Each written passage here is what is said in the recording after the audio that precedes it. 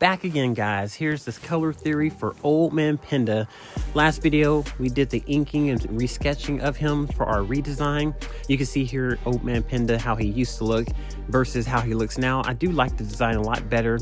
I kind of wish I was made him a little bit more shorter or made him be a little bit more hunched over, but as far as the colors go, I do like his color combination. So I'm just going off of what I already have designed here. So like his pants being this khaki color, just switching that over onto the new character, same khaki color, bandages, same bandages. The one thing that's different about him, he doesn't have his scroll on his back anymore. I traded that out for his staff, but since I don't have this scroll and I have this cloak, I wanted to use the same color for it, but it just wasn't hidden. That green for his cloak wasn't hidden, so I tried red, and the red didn't really go well as either, so switching it up, it's the red that's on the bottom layer of the scroll. So I went ahead and looked through my color template and found a leather style, like brownish color, and I feel like that matched a whole lot better on him.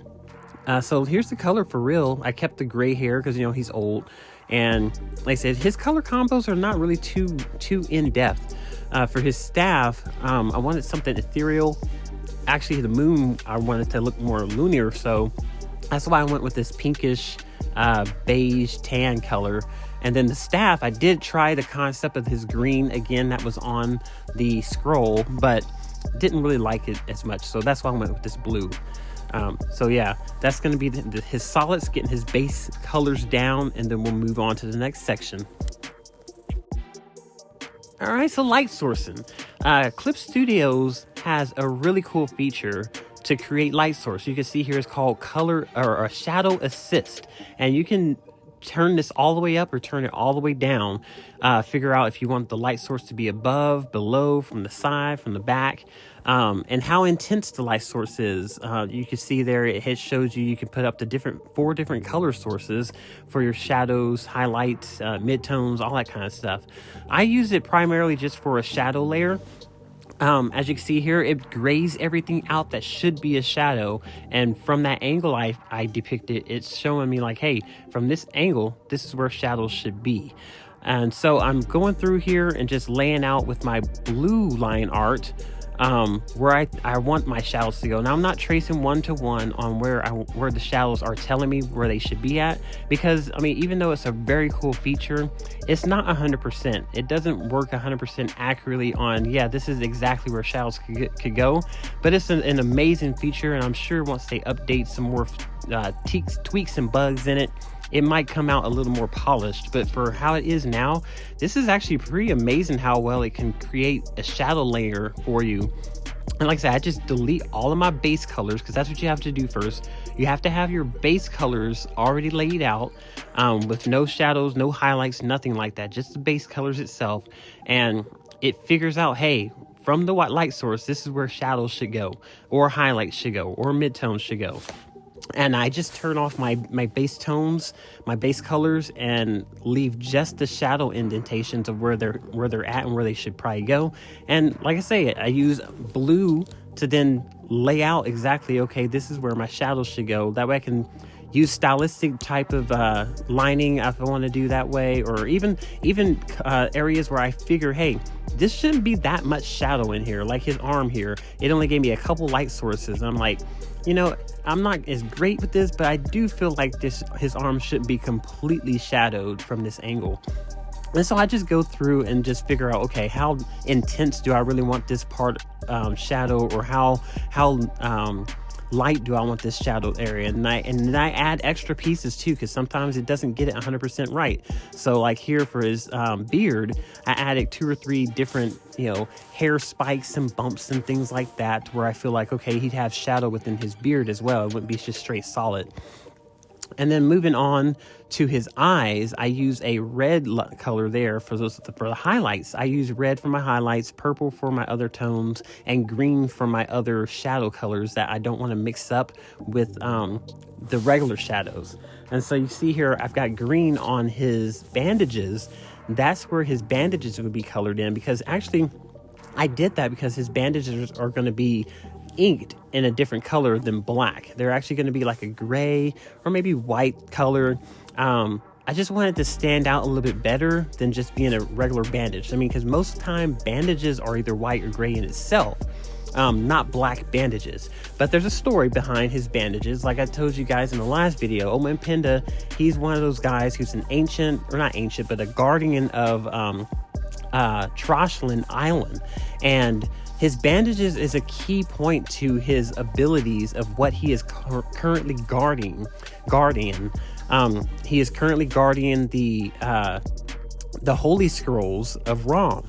And if any of these scrolls get out into the open, or people get access to them, they can recombine the scrolls and take control of Rom's power. Now, Rom is a mythical demon, a real mythical demon that people actually, I guess, feared back in the day. I don't know if it was Aztecian days, but I used that lore to then create my character Rom. And so in my story, Conjurer, Rom is the whole reason that we have a story in the first place, because he's the one who oppressed humans. He's the one who kind of like is trying to control things from the far. And we have these guardians who keep him at bay by making sure his scrolls do not reunite with each other. Think kind of like a JJK scenario where all of Sukina's fingers have to be absorbed. So Old Man Penda is one of those guardians who's trying to make sure that does not happen. And so with what I'm doing with his color palette here, I want to make his bandages stand out for a reason, to say, okay, something's different about his bandages here. They're not like typical bandages. Laying in my colors here, I just went 1-to-1. I already liked the color layouts that Old Man Penda had, so there's no reason for me to really change it. I just wanted to change up his character profile and how he actually looked. So the only things that I really changed was his cloak, because his cloak, I didn't like the colors of his scroll he had on his back. So I just ended up using this brown leather tan, or, this type of color with the red underling of it. And then with his staff, I had to create a new color for that, because actually his old design didn't have a staff. So as far as the moon piece on there, I want it to be lunaristic, and that's how I came about that. With everything else, once you get all your base colors dropped in, and you get all your shadows and highlights dropped in, then you're pretty much good to go from there to then move on to the next step of coloring. And how I do my whole coloring system is I use Nika's auto action here. You can see it here on the side on the left.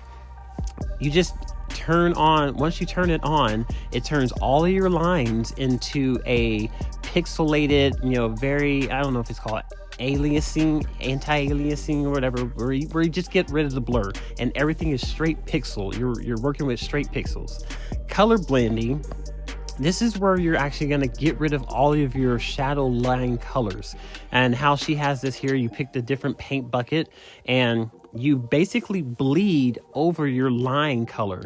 So on your color layer, what I'm doing is I'm selecting the color and then bleeding it through to where it then covers up over my shadow line colors. So the blues, the purples, the greens, the reds, all that stuff is being recolored over, and it's going to get rid of the base color to where you no longer see it. And then once that's all done, you'd be pretty much set to go from there, and you can do your modifying any way you want to. You want to blur the background again. I'll show a video of how I can then take a base layer like this and then turn it into an anime style backdrop, to where it looks like, okay, it's really a animation technique. And that way you can see it matches what's supposed to be on the background. But I don't do that for this. I'm not going to go that far, because I'm not using it for anything except for a design choice.